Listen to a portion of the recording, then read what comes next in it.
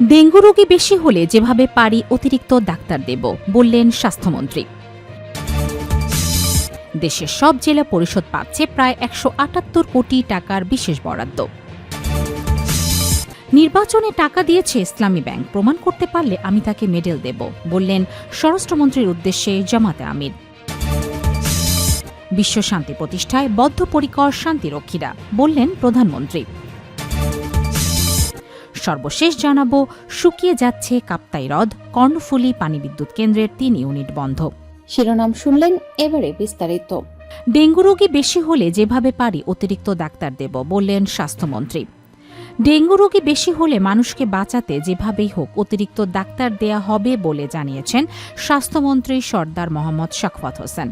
বুধবার ১০ জুন জাতীয় প্রেস ক্লাবের বাংলাদেশ স্বাস্থ্য ব্যবস্থা আধুনিকায়নে জিয়াউর রহমানের অবদান ও বর্তমান প্রেক্ষাপট শীর্ষক আলোচনা সভায় তিনি বলেন, ডেঙ্গু পরিস্থিতি মোকাবেলায় চিকিৎসকদের সব ধরনের লজিস্টিক্স ও প্রয়োজনীয় সহায়তা করা হবে। এ সময় তিনি প্রয়াত রাষ্ট্রপতি জিয়াউর রহমানের আদর্শ ও দিক নির্দেশনা মেনে দেশের স্বাস্থ্য খাতের উন্নয়নে সবাইকে একযোগে কাজ করার আহ্বান জানান। স্বাস্থ্যমন্ত্রী বলেন, ডেঙ্গু মৌসুম বা প্রাদুর্ভাবের সময় হাসপাতালে রোগী বাড়লে চিকিৎসা কাজে যে কোনো কিছুর প্রয়োজন হতে পারে।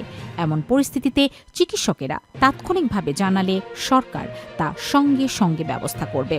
স্বাস্থ্যমন্ত্রী ডেঙ্গু মোকাবেলায় যার যার অবস্থান থেকে সবাইকে ঘরবাড়ি ও চারপাশ পরিষ্কার পরিচ্ছন্ন রাখার আহ্বান জানান। তিনি বলেন, আপনারা দয়া করে যার যার অবস্থান থেকে পরিষ্কার পরিচ্ছন্ন থাকবেন, ডেঙ্গুর প্রোটোকল মেইনটেইন করবেন। চিকিৎসকদের উদ্দেশ্যে তিনি বলেন, আপনাদের অনেক বিরাট বড় সার্কেল যারা বাংলাদেশে, ডেঙ্গু রোগীর শারীরিক অবস্থা সব সময় নিবিড় পর্যবেক্ষণে রাখতে হবে, যেন কোনো অবনতি হলে দ্রুত ব্যবস্থা নেওয়া যায়। যদি সমস্যা হয়, রোগী বেশি হয়ে যায়, আমাদের জানাবেন, আমরা যেভাবে পারি ডাক্তার দেব, প্রয়োজনে আপনাদের বাইকটা ভাগ করে দিব, তবুও আমাদের মানুষদের বাঁচাতে হবে। দেশের সব জেলা পরিষদ পাচ্ছে প্রায় ১৭৮ কোটি টাকার বিশেষ বরাদ্দ। দেশের বিভিন্ন জেলার অবকাঠামো ও জনকল্যাণমূলক উন্নয়ন কার্যক্রমকে আরও গতিশীল করতে জেলা পরিষদগুলোর জন্য ১৭৭ কোটি ৮৯,৯৭,৫০০ টাকা বিশেষ বরাদ্দ অনুমোদন করেছে সরকার। স্থানীয় সরকার, পল্লী উন্নয়ন ও সমবায় মন্ত্রণালয়ের স্থানীয় সরকার বিভাগ চলতি ২০২৫-২৬ অর্থ বছরের বার্ষিক উন্নয়ন কর্মসূচির এডিপির আওতায় জেলা পরিষদ উন্নয়ন সহায়তা খাত থেকে এই অর্থ এককালীন অবমুক্ত করেছে। গত ২ জুন স্থানীয় সরকার বিভাগের জেলা পরিষদ শাখা থেকে জারি করা এক সরকারি আদেশে এই তথ্য জানানো হয়েছে।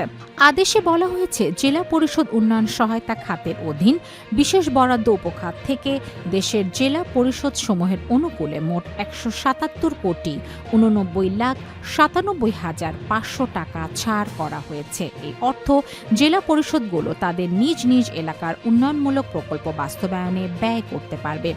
সরকারি আদেশ অনুযায়ী জেলার প্রয়োজন ও উন্নয়ন চাহিদা বিবেচনায় বিভিন্ন জেলা পরিষদের জন্য পৃথকভাবে বরাদ্দ নির্ধারণ করা হয়েছে।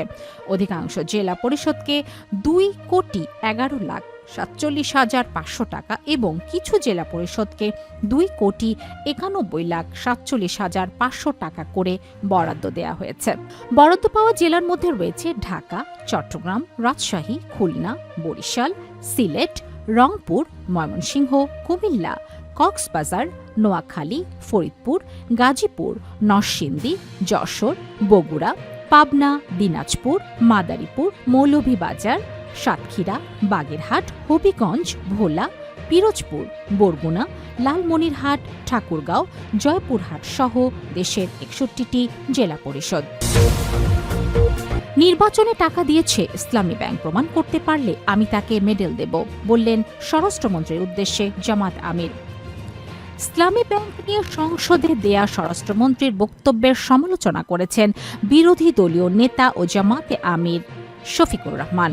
তিনি অভিযোগ করেন, বক্তব্য পরোক্ষভাবে জামাতকে লক্ষ্য করে হয়েছে, তবে সরাসরি নাম উল্লেখ করা হয়নি। মঙ্গলবার জাতীয় সংসদে ইসলামী ব্যাংকের বর্তমান পরিস্থিতি নিয়ে আলোচনায় অংশ নিয়ে শফিকুর রহমান বলেন, স্বরাষ্ট্রমন্ত্রী যে অভিযোগ তুলেছেন তা একটি নির্দিষ্ট দলের দিকে ইঙ্গিত করে। নাম বলে দিলেই পারতেন, জামাত ইসলামী, মাঝে মধ্যে নেকাব খোলা ভালো, এখানে খুললেন না কেন, বলেন তিনি। ইসলামী ব্যাংক থেকে 700 কোটি টাকা ঋণ নিয়ে নির্বাচনী তহবিলে অর্থায়নের অভিযোগ প্রসঙ্গে শফিকুর রহমান বলেন, এই অভিযোগে জামাতকে বোঝানো হয়ে থাকলে তিনি তা প্রমাণের চ্যালেঞ্জ দিচ্ছেন।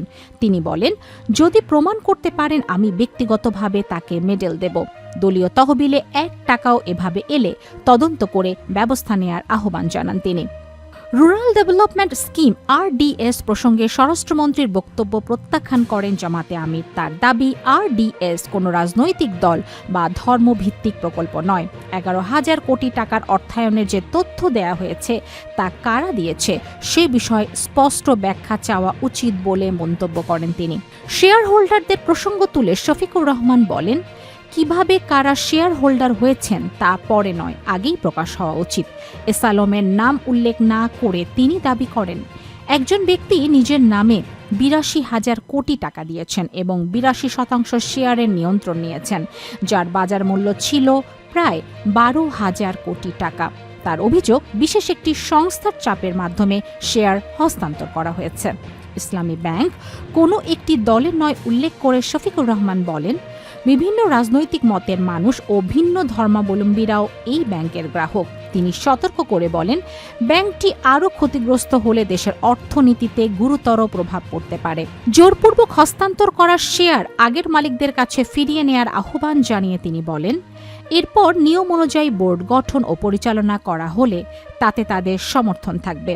কয়েকটি ব্যাংকের আমানতকারীরা অর্থ ফেরত পেতে ভোগান্তিতে আছেন উল্লেখ করে তিনি বলেন, দেশের বৃহৎ কোনো ব্যাংক একই পরিস্থিতি তৈরি হলে তার পরিণতি গুরুতর হবে। শফিকুর রহমান আরও অভিযোগ করেন, সাবেক প্রধানমন্ত্রী শেখ হাসিনার আমলে এস আলমকে ব্যবহার করে ব্যাংকটি ক্ষতিগ্রস্ত করা হয়েছে এবং বর্তমানে তাকে ফের সক্রিয় করার চেষ্টা চলছে। ইসলামী ব্যাংকের নবনিযুক্ত চেয়ারম্যানের বিরুদ্ধেও তিনি অভিযোগ তুলে বলেন, দায়িত্বে থাকাকালে সংশ্লিষ্ট অনিয়মে তার ভূমিকা ছিল। সভাপতিত্ব করেন স্পিকার হাফেজউদ্দিন আহমেদ। বিশ্ব শান্তি প্রতিষ্ঠায় বদ্ধপরিকর শান্তিরক্ষীরা, বললেন প্রধানমন্ত্রী। প্রধানমন্ত্রী তারেক রহমান বলেছেন, শান্তিরক্ষীদের আত্মত্যাগ প্রমাণ করে শুধু মাতৃভূমির স্বাধীনতা রক্ষায় নয়, জাতিসংঘের পতাকা তলে শান্তি প্রতিষ্ঠায় বদ্ধপরিকর। বুধবার 10 জুন আন্তর্জাতিক জাতিসংঘ শান্তিরক্ষী দিবস 2026 উপলক্ষে ঢাকা সেনানিবাসের সেরাকুঞ্জে আয়োজিত অনুষ্ঠানে প্রধান অতিথির বক্তব্যে প্রধানমন্ত্রী একথা বলেন। এর আগে প্রধানমন্ত্রী জাতিসংঘ শান্তিরক্ষা মিশনে কর্মরত অবস্থায় 2025 সালে সুদানে শাহাদত বরণকারী 6 সেনা সদস্যদের স্ত্রীর হাতে বিশেষ সম্মাননা তুলে দেন। ওই হামলা সহ সম্প্রতি চলমান মিশনগুলোতে আহত সশস্ত্র বাহিনীর সদস্যদের হাতেও সম্মাননা তুলে দেন তিনি। এছাড়া বিভিন্ন দেশে শান্তিরক্ষা মিশনে অংশ নেয়া সদস্যদের সঙ্গে ভার্চুয়ালি কুশল বিনিময় করেন প্রধানমন্ত্রী তারেক রহমান। বিশ্ব শান্তি রক্ষায় বাংলাদেশের অবদানের পরিসংখ্যান তুলে ধরে প্রধানমন্ত্রী বলেন, এ পর্যন্ত দেশের সশস্ত্র ও পুলিশ বাহিনী 2 লাখেরও বেশি শান্তিরক্ষী বিশ্বের 43টি দেশে প্রায় 63টি মিশনের সাফল্যের সঙ্গে দায়িত্ব পালন করেছেন। বর্তমানে 4,212 জন বাংলাদেশি শান্তিরক্ষী বিশ্বের 9টি মিশনে সততা ও নিষ্ঠার সঙ্গে কাজ করছেন এবং হাইতিতে নতুন একটি মিশনে যোগ দেওয়ার প্রস্তুতি চলছে। জাতিসংঘ শান্তিরক্ষী বাহিনীতে পুরুষের পাশাপাশি বাংলাদেশ সশস্ত্র বাহিনী ও পুলিশের প্রায় 11% নারী সদস্যের সাহসী অংশগ্রহণের প্রশংসা করে তিনি বলেন, নারী সদস্যদের এই সক্রিয়তা শান্তিরক্ষা কার্যক্রমে এক নতুন মাত্রা যোগ করেছে। শুকিয়ে যাচ্ছে কাপ্তাই হ্রদ, কর্ণফুলী পানি বিদ্যুৎ কেন্দ্রের 3 ইউনিট বন্ধ। তীব্র গরম ও বৃষ্টিপাতের ঘাটতির কারণে কাপ্তাই হ্রদের পানির স্তর ক্রমাগত কমে যাচ্ছে। এতে কর্ণফুলী পানি বিদ্যুৎ কেন্দ্রের কপাবিতে 5টি ইউনিটের মধ্যে 3টি ইউনিট বন্ধ হয়ে গেছে। বর্তমানে চালু থাকা 2টি ইউনিট থেকেও সীমিত পরিমাণ বিদ্যুৎ উৎপাদন হচ্ছে। কেন্দ্র সূত্রে জানা গেছে, এসব ইউনিট থেকে বর্তমানে মাত্র 60 মেগাওয়াট বিদ্যুৎ উৎপাদন করা সম্ভব হচ্ছে। বিদ্যুৎ কেন্দ্রটি পূর্ণ সক্ষমতায় চললে 5টি ইউনিট থেকে প্রায় 240 মেগাওয়াট বিদ্যুৎ উৎপাদন করা যায়। কর্ণফুলী পানি বিদ্যুৎ কেন্দ্রের কন্ট্রোল রুম সূত্রে জানা যায়, মঙ্গলবার 9 জুন 2 নম্বর ইউনিট থেকে 33 মেগাওয়াট এবং 3 নম্বর ইউনিট থেকে 27 মেগাওয়াট বিদ্যুৎ উৎপাদন হচ্ছে। সূত্রটি আরও জানায়, বছরের এ সময় কাপ্তাই হ্রদে স্বাভাবিকভাবে পানি থাকার কথা প্রায় 78.08 মেন্সি লেভেল MSL। তবে বর্তমানে পানির স্তর নেমে ৭৩.৯৯ MSL অবস্থান করছে।